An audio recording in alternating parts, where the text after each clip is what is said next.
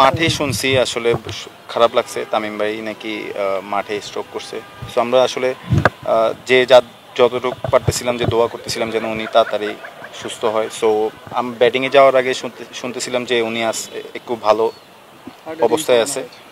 তো তখন একটু ভালো লাগতেছিল, ব্যাটিংও যাচ্ছিলাম, একটু ওনার জন্য খারাপ লাগতেছিল, নিজের তো ব্যাটিংয়ের একটা প্ল্যানিং আছে, ওইটাও আসলে একটু টাফ ইয়ে। সো এটা কন্টিনিউ করব, এখন ঈদের একটা ব্রেক আছে। সো ঈদের পরে এটা ইনশাল্লাহ কন্টিনিউ করার চেষ্টা করব। একটা লো স্কোরিং গেম, কিন্তু আপনি এক পাশ থেকে ব্যাটিং করে যাচ্ছিলেন, খুবই চমৎকার আসলে। এটা কি একটু টাফ ছিল? হ্যাঁ, টাফ বলতে আমাদের ভালোই ছিল, আমাদের আসলে উইকেটগুলো ব্যাক টু ব্যাক পড়ে যাওয়াতে এটা টাফ সিচুয়েশন ক্রিয়েট হয়ে গেছে। সো চেষ্টা করছি আসলে উইকেট অনুযায়ী খেলার। ডিপিএলের প্রথম 4 ম্যাচে রান পেয়েছেন, মাঝখানে 3টা ম্যাচে রান পাননি, আজকে আবার সেঞ্চুরি করলেন। মাঝখানে কি ব্যাট প্যাচ ছিল নাকি আসলে? আমি আমার প্রসেসে ছিলাম, চেষ্টা করতেছিলাম। সো আসলে ওই 3টা ম্যাচ ফেভার করে নেই। সো আজকে ওইটা ভালো হয়েছে। ইমন ভাই টি-20তে দুর্দান্ত ব্যাটিং করে থাকেন, পাওয়ার হিটিং করে থাকেন। ওয়ান ডে ক্রিকেটে আপনাকে যখন চ্যাম্পিয়ন্স ট্রফিতে ইনক্লুড করা হলো, অনেকেই প্রশ্ন করছিল আপনি ওয়ান ডের জন্য বিবেচিত হন কিনা। লিটন কুমার দাসের পরিবর্তে আপনাকে নেওয়া হয়েছিল। ডিপিএল দুর্দান্ত ব্যাটিং করছেন, আসলে ওভারঅল কেমন যাচ্ছে ভাইয়া? ওয়ান ডের জন্য কতটুকু প্রিপারেশন মানে আপনি নিয়েছেন?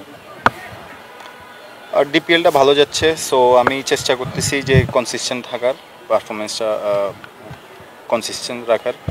সো ইনশাল্লাহ চেষ্টা করবো এটা কনসিস্টেন্টলি শেষ করবো ডিপিএলটা সরি। মাঠেই শুনছি আসলে খারাপ লাগছে, তামিম ভাই নাকি মাঠে স্ট্রোক করছে। সো আমরা আসলে যে যতটুকু পারতেছিলাম যে দোয়া করতেছিলাম যেন উনি তাড়াতাড়ি সুস্থ হয়। সো আমি ব্যাটিংয়ে যাওয়ার আগে শুনতেছিলাম যে উনি একটু ভালো অবস্থায় আছে।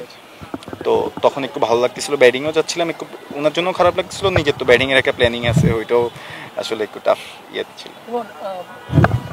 দেখাচ্ছে মাঠে, এটা কি আবাহনীর মতো টিম দেখেই পসিবল? টিম সবগুলো ভালো করছে। সো আমরা আসলে একটা প্রসেসে আছি যে আমরা জিতার জন্য খেলতেছি। আমাদের সবাই বলাররাও ভালো করতেছে, ব্যাটসম্যানরাও ভালো করতেছে। সো যার কারণে আমরা পার্টিকুলার ডেতে উইন হচ্ছি। এবং কোচ হিসেবে আসলে হান্নান সরকারকে পেলেন, দীর্ঘদিন আসলে নির্বাচন ছিল, আসলে ওনাকে ওনার কোচিং বা ওনার নেতৃত্বে খেলাটা কেমন উপভোগ করছেন? ওনাকে নিয়ে কি ভালো ভালো ভালো লাগতেছে। স্যার আমাদেরকে ফ্রিডম দিচ্ছে, যেটা সত্যি পুরো টিমকেই ফ্রিডম দিচ্ছে, যার যেটা নিড ওইভাবে করতে ইচ্ছে, জোর করে কোনো কিছু চাপাই দিচ্ছে না। সো ভালো যাচ্ছে ওনার।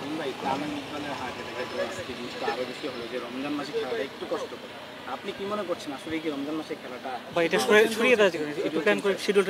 এটা অবশ্যই আমরা আসলে খারাপ লাগে যে রোজা ভাঙতে আসলে সবারই খারাপ লাগে। যদি এটা চেঞ্জ হয় সবার জন্যই ভালো হবে। রোজা রেখে অনেকে খেলতেছে, ম্যাক্সিমাম খেলতেছি না, কিন্তু যারা রোজা ভাঙতেছে আমার নিজের থেকে গিল্টি ফিল হয় প্রত্যেক দিন আসলে রোজা ভেঙে খেলাটা। তো